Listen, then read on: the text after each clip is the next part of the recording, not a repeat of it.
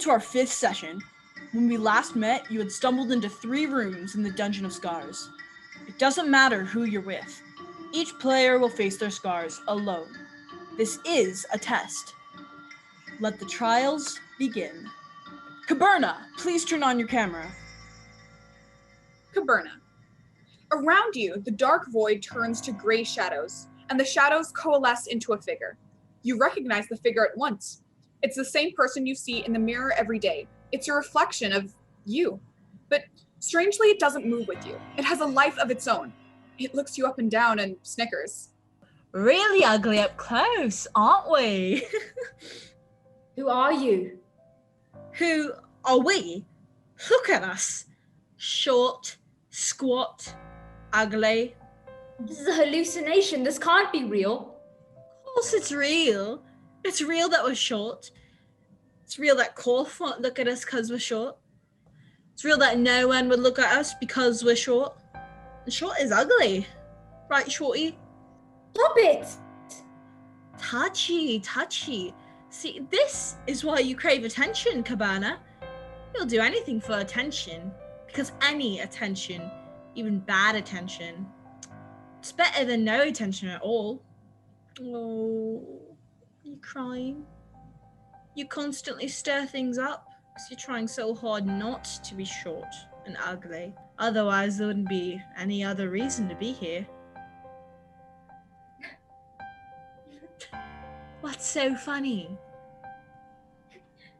Short people got no reason to. Short people got no reason to live. The shadow looks surprised. Darn right. No reason at all. Excuse me, I do have a reason to be here. Arihi recruited me for my charisma, and she doesn't care about my size. Well, that's just her. Randolph, he doesn't care about my size either. The shadow takes a step back. Well, he's short and ugly too. No, he's my friend. But you're evil. That's right. And I'll always be here. No, you won't. Because I know who you are now. The shadow cowers at your feet. Listen here, Shadow. You may be short. We've got plenty of reason. And we don't need anybody else to tell us that. Because we can tell that to ourselves. So maybe we should sing a different song in our heads from now on. Get up. You hold out your hand. Like a true mirror, she holds out hers, moving with you in perfect sync. Then she fades away. A door opens at the far end of the room. Caberna, you may turn off your camera. Frandolph! Your halfling eyes perceive a narrow corridor and at the far end, a door. But to your right, a little escape hole in the wall, one you can easily fit into. A small ray of sunlight beams through. It promises escape. Escape from the mission. Escape from Tarmax. Total freedom. You notice too, at your left, a pile of, can it be? Yes, a pile of treasure. Luscious rubies, diamond necklaces, vibrant sapphires, and emeralds. Conveniently beside it all is a velvet sack. What do? Need we discuss? I grab the cold, precious gems that I've always dreamt of.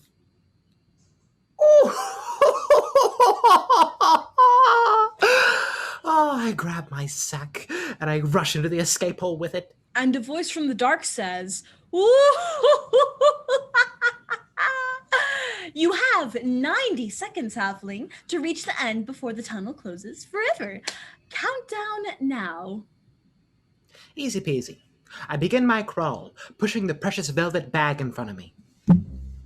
Yes. Money, money, money. Here I come. You suddenly hear a distant shout bouncing off the tunnel wall. Frandolph? What was that? No, I stop for nothing. Money, money, money. I keep crawling. You're almost halfway through the shaft. You have 1 minute and 4 seconds remaining. You hear another echo. Frandolph! Was that Caberna? Come on, guys, that's foul. No, it wasn't. Frandolph doesn't see. I keep crawling. The shaft opening is 6 feet away. You push your velvet bag in front of you and you can smell the sunlight. Behind you, the shaft ceiling begins to lower, closing in, and now you hear the shout clearly. Frandolf! Hang it, that was Caberna. AJ, I hate you. I crawl backwards, but first, of course. Oh, are you sure?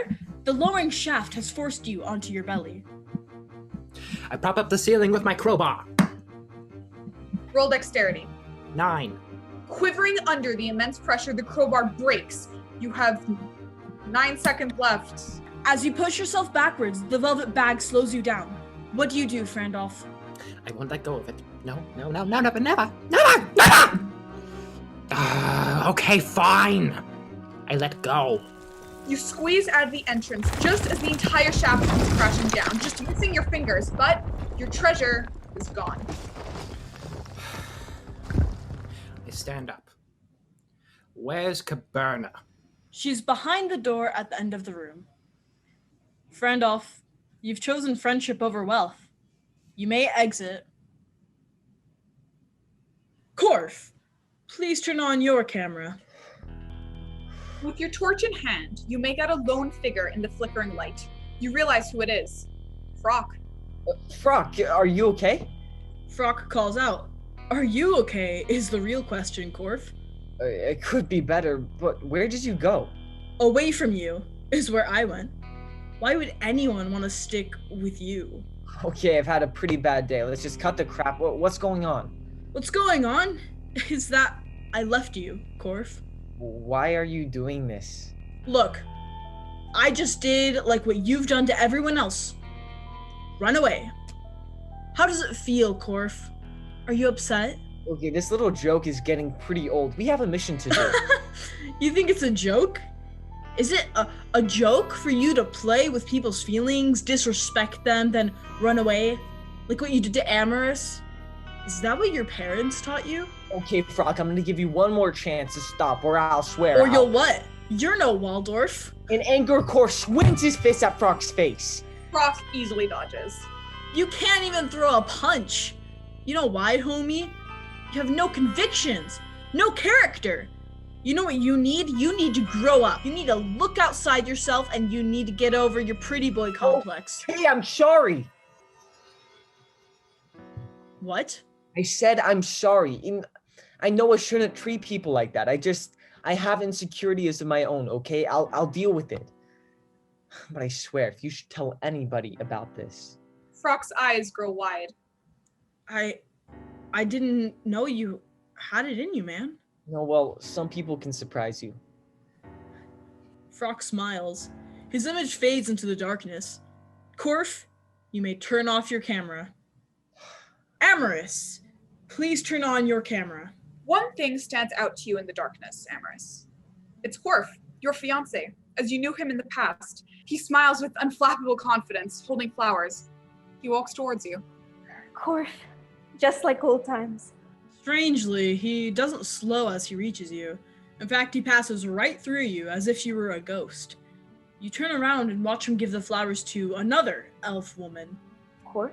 He ignores you. Hey, look at me when I'm talking to you. Korf whispers to the woman.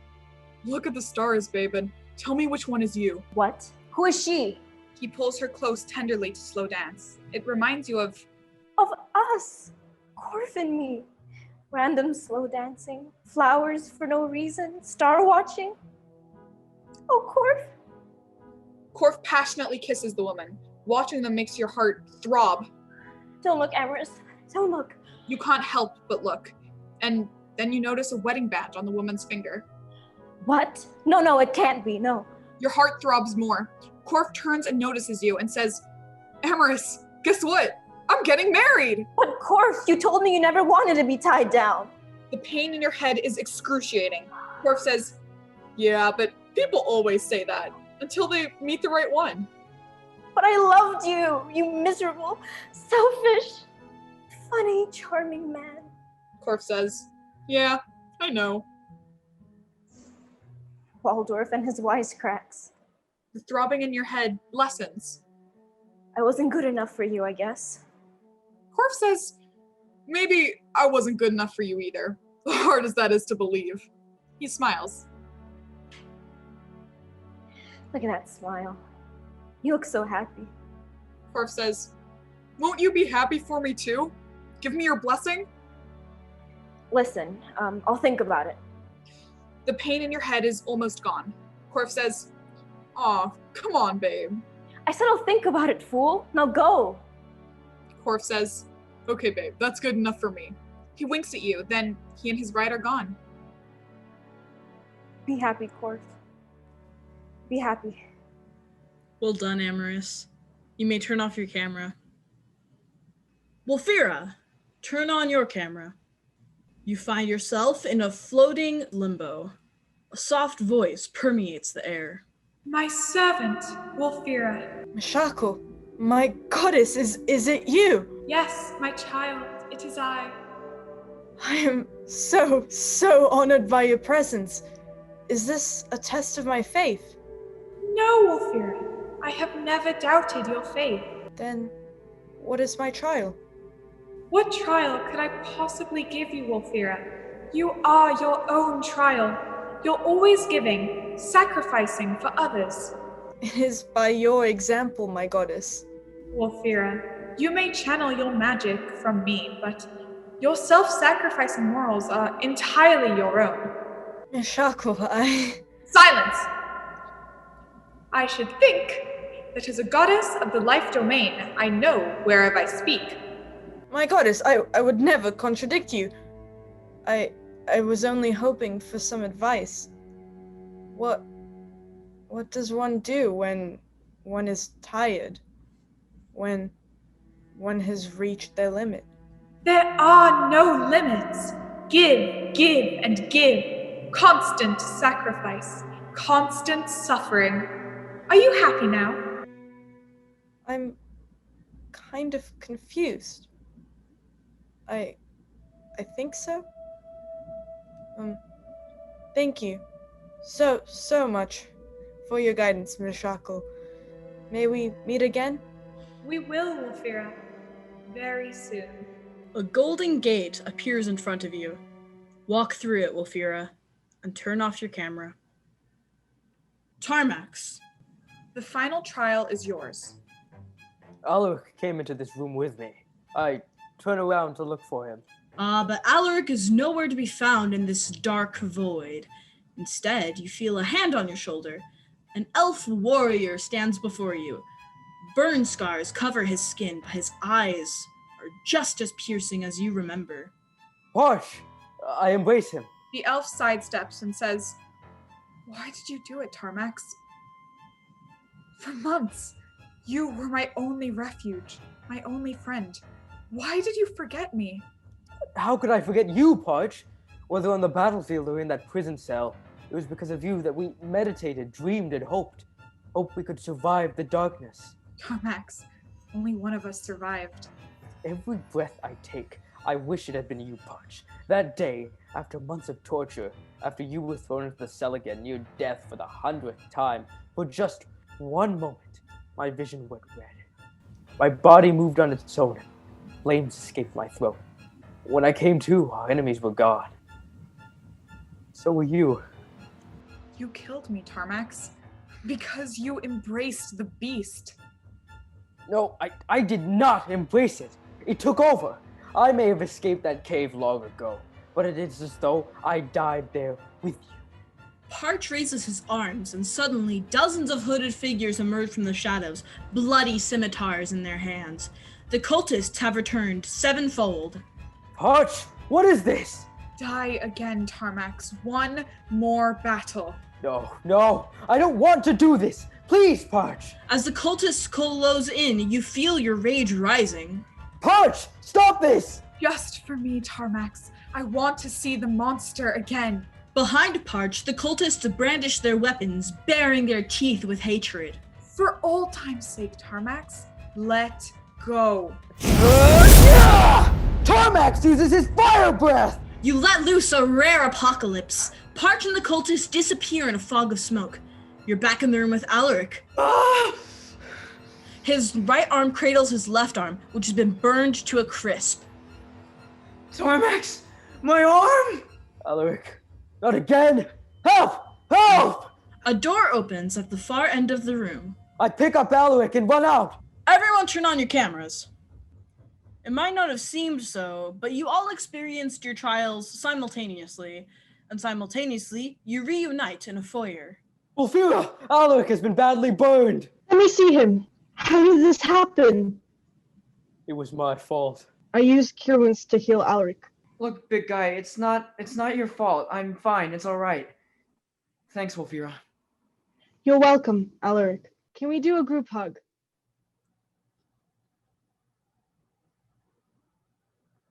Are we all okay? At least we're all together, right? Still safe from the fog.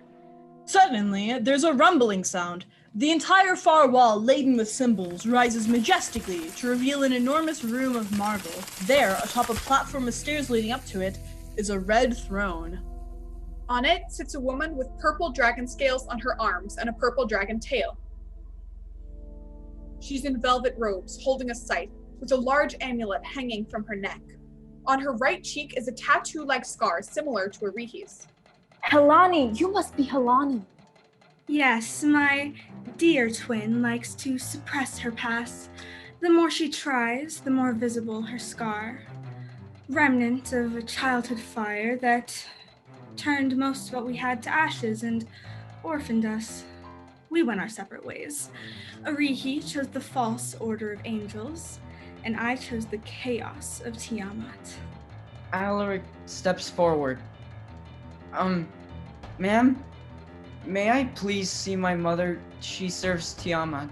Oh, you must be Alaric, and your mother was the slave who tried to escape. She did mention your name in her last moments. Her last moments? Before being sacrificed, she begged, "Please, spare me for my son Alaric. He has no one else. He's so young, please." She kept repeating and No! Alaric grabs his dagger and starts rushing toward the throne! Alaric, no! Helani pivots easily and impales her scythe in his chest. She then uses her boot to push his body off the blade. Alaric rolls down the stairs. I rush to Alaric's side. Wolfira uses cure wounds to heal Alaric. I'm sorry, Wolfira, but nothing can save him now. Breathe, Alaric, breathe! Hey, big guy. Did I win? Yes, Alaric. As always. I knew it. See? See my mom. The warlock smiles and fingers her amulet. And that ends our session.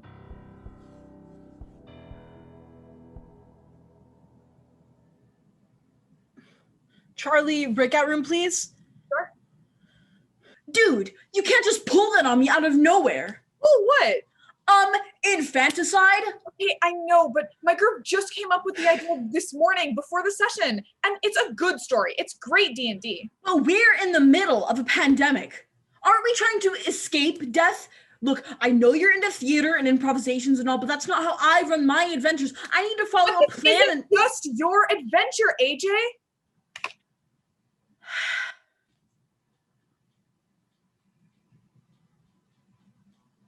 You're right. But we're the Gemini Char. We gotta work together with stuff like this, all right? Fine. I'm sorry for not warning you. Okay. I'm sorry for getting upset. So, same time next week? Of course, dude. Once a Gemini? Always a Gemini.